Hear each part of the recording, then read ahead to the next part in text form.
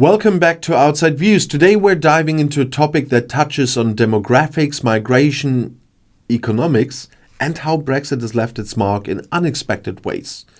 The title of today's video is Brexit is to blame for that too, and we're going to examine the startling changes in the UK's demographic landscape, particularly the aging population in London and the wider implications for the country's economy, society and future. But before we jump into the numbers, let's set the stage with some context. London has always been the beating heart of Britain, and I used to live there myself for some time. Its history is rich with tales of migration, innovation and resilience. From being a hub of the British Empire to its post-war transformation into a multicultural metropolis, the city has long been a magnet for young people seeking opportunities. For decades, London was where the world came to study, work and create. But today, something unusual is happening. The city's average age is rising, and this change speaks volumes about the long-term impacts of Brexit. So let's look at the data. A recent report from the Resolution Foundation revealed that London's median age has increased significantly over the past decade, rising from 33.8 years in 2011 to 35.8 years in 2023. And this might not seem like a dramatic shift, but in demographic terms, it's a signal of deeper underlying changes. And meanwhile, many major cities outside of London, places like Bristol, Cardiff and Newcastle, are getting younger. Salford, for example, has seen its median age drop by 3 years since 2001. But what's causing this divergence? The answer lies in a mix of migration patterns, birth rates and, of course, Brexit. Before Brexit, the UK was part of the EU's free movement framework, which allowed young people from across Europe to live and work in London with ease. And this influx of talent fueled the city's economy, culture and dynamism. But since Brexit, that pipeline has been disrupted. Net migration to London has remained flat, while other UK cities have seen a surge in younger migrants from outside the EU. Between 2019 and 2023, cities outside of London gained an average of 15,000 young people annually, more than double the pre-Brexit figure of 6,000 per year. At the same time, London's birth rate has been declining faster than the national average. In the 2000s, the city recorded 16 births per 1,000 people annually. By the 2010s, that figure had dropped to 14. Nationally, birth rates also fell, but London's sharper decline adds another layer to its demographic aging. But why does this matter? An aging population presents significant challenges for any city. It means fewer working-age people to drive economic growth, higher demand for healthcare and social services, and potential stagnation in innovation and cultural vibrancy. For London, a city that has long been the economic engine of the UK, these trends could have serious consequences.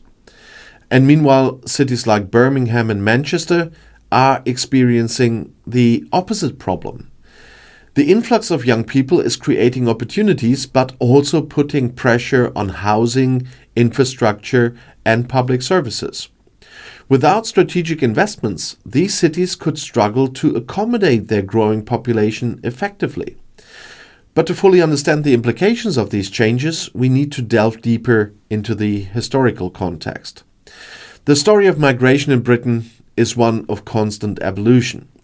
In the 19th and early 20th centuries, the UK welcomed waves of Irish and other European migrants. After World War II, the Windrush generation brought workers from the Caribbean to help rebuild the nation. By the 1970s, Britain's membership in the European Economic Community marked a new era of integration, with migration becoming a two-way street. Brexit, however, disrupted this trajectory. The 2016 referendum was fueled in parts by concerns over immigration, sovereignty and economic inequality. The Leave campaign promised to take back control, but the reality of Brexit has been far more complex. The end of free movement has created labor shortages, disrupted industries, and, as we are now seeing, reshaped demographic patterns in unexpected ways. For example, the agricultural sector has faced severe challenges. Farmers who once relied on seasonal workers from the EU have struggled to fill positions, leading to wasted crops and lost revenue. In healthcare, the loss of EU workers has exacerbated staffing shortages, putting additional strain on an already overstretched system. And in education, the decline in international students has reduced diversity and financial contributions to universities. And these issues highlight the broader economic impact of Brexit. Recent studies estimate that the UK's economy is 4% smaller than it would have been if the country had remained in the EU. Trade volumes have declined, investment has slowed, and small business, they have borne the brunt of increased bureaucracy and border checks. But what can be done? Addressing these challenges will require bold and, unfortunately, forward-thinking policies. First, the UK needs a more flexible immigration system that can attract the talent and workers needed to support the economic growth. And this could include targeted visa programs for young people, skilled professionals and seasonal workers much more than they have it now. And second, investments in housing, infrastructure and public services are essential to ensure that cities outside of London can thrive with their growing populations. And third, a renewed focus on education and skills development could help equip the next generation to meet the demands of a changing economy.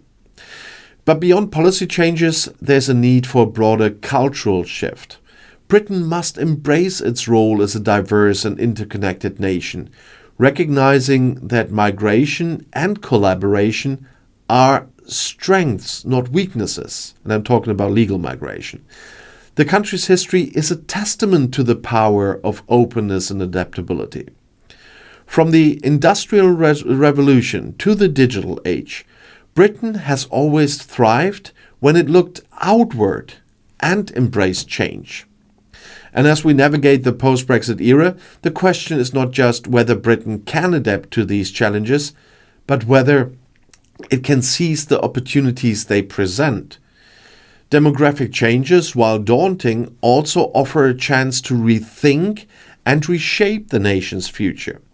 By investing in people, communities and connections, the UK can build a more inclusive and sustainable society. So thank you for joining me on Outside Views again. And if you found this discussion insightful, please like, share and subscribe to the channel. And as always, I would love to hear your thoughts. So drop a comment below and let's continue the conversation. Until next time, stay informed, take care, and the next video is right here in the end screen.